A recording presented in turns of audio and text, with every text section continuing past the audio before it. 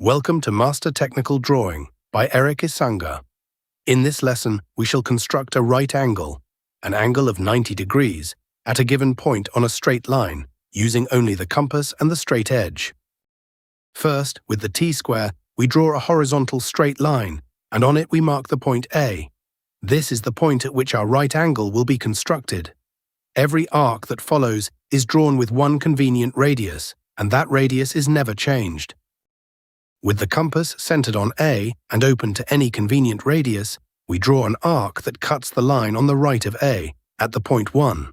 The distance from A to 1 is now our fixed radius.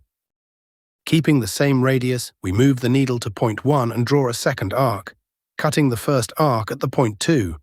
Since A to 1 and 1 to 2 are both equal to the radius, the triangle is equilateral, and point 2 lies at 60 degrees above the line. With the radius still unchanged and the needle now on point 2, we draw an arc cutting the first arc at the point 3.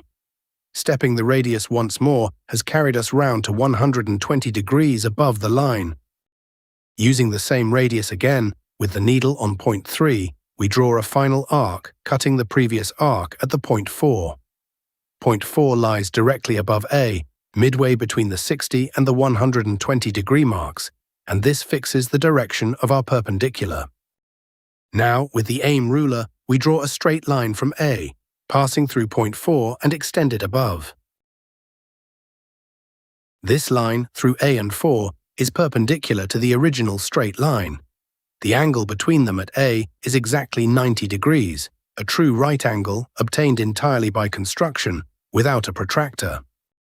And that completes the construction of a 90-degree angle at a given point on a straight line.